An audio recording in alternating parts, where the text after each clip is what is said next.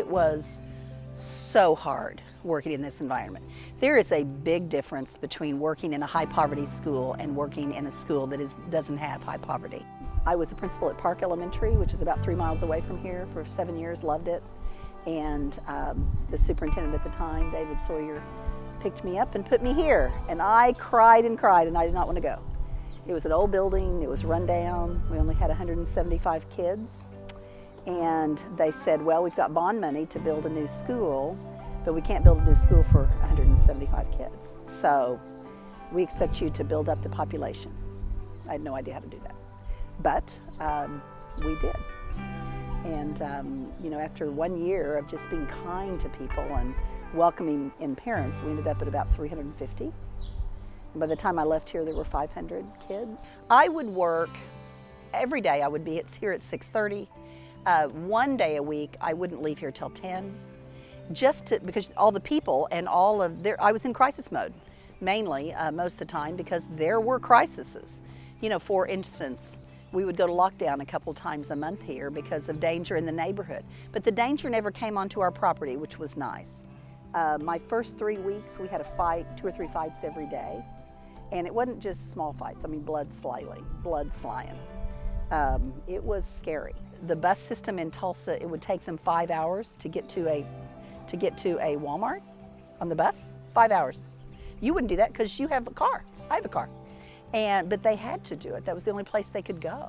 I told Clark Millspaw, and unbeknownst to me who he is, but I certainly think God knew who he was, I said, we need a grocery store. I told him the story. He had big tears in his eyes. There was a little girl that was curled up on a beanbag chair in my office, and she's 4. She's asleep.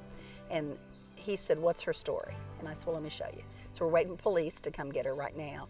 I pulled up her legs, her jean pant legs, and there were burn marks on her leg where her mama's Johns had put cigarettes out on her legs. She had hit her teacher, bit her teacher, hit me, scratched me at 4 because nobody was caring for her. She didn't have any trust for anybody. So I'm telling him that, and he's crying and I'm crying. He goes, can I pray with you? I said, sure, let's pray. So we prayed over her, we prayed over this building, and he got in his car. It was a January morning in 2007, I think. And he drove around and he found 2 steel buildings next to the school, and he purchased them. He formed his own nonprofit called The Harvest. It has its own grocery store run by the community now, and they get their food, they get it from Aldi, and then they sell it for a couple pennies more so they can pay for the lights and everything. And it's run by people in the community, and so they can get milk and much cheaper than they get at Walmart. In 2005, we moved over to the new building, and it's kind of a state-of-the-art type of a building, and the neighborhood is really proud of it. But it's a dangerous neighborhood in Tulsa. It was a dangerous neighborhood. It now is a community school neighborhood. But there are 3 housing projects that feed in, and at times you'll hear about shootings on the west side. It's usually in this area. And yet school's a safe place. School's always a place these children can come and feel safe and loved and educated. It's really a good place for them. Parents in poverty love their children. They don't do the job that middle school or middle class parents or upper class parents do because they don't know how to do it any differently, but they continue to be doing the best job they know how to do. Sometimes that's a life of drugs too. That's the only way that they have ever been able to function. So, a lot of what I did back in 2003 to 2012 was to teach parents how to parent and to teach children that it's not okay to say inappropriate words. It's not okay to hit people just because you want to. Teach them different ways of behavior. So it really became people that came all over the nation to tour Eugene Field. And they would literally walk through and say, is this a private school? Well, not hardly. The parents walk in, the children walk in. And there are no buses that run here. They all walk from the neighborhood in. And it's really a really good place for children to be educated.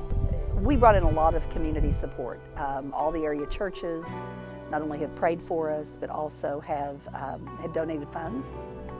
I was the Principal of the Year in 2008 and 2010 because our test scores skyrocketed. We were, that first year, one of the worst. We were the worst test scores in Tulsa Public and one of the worst in the state of Oklahoma.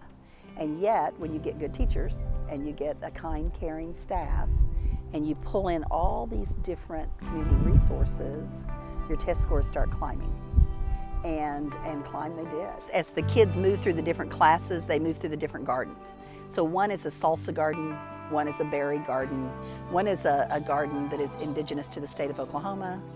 So they have different themes, and the kids really understand now, because it's been there since 2007, it's almost been there 10 years.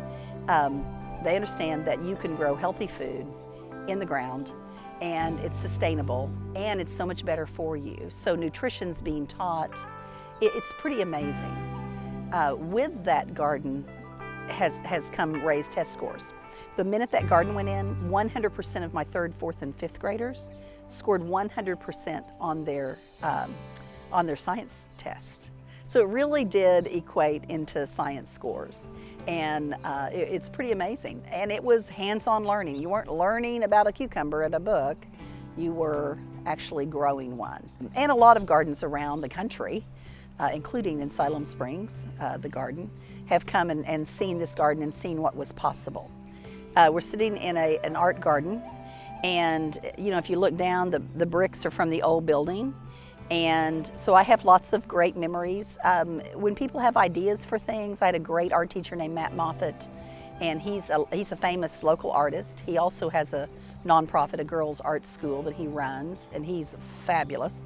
And he had this idea, and I'm like, sure, let's do it. We're looking at some mobile trailers that we brought in because the population was so high, and I thought it was a great idea to paint them brown to match it's kind of a reddish brown. We actually picked out the paint, and some Boy Scouts did the painting for us. It was an Eagle Scout project. So they painted, and we even put blue on the roof.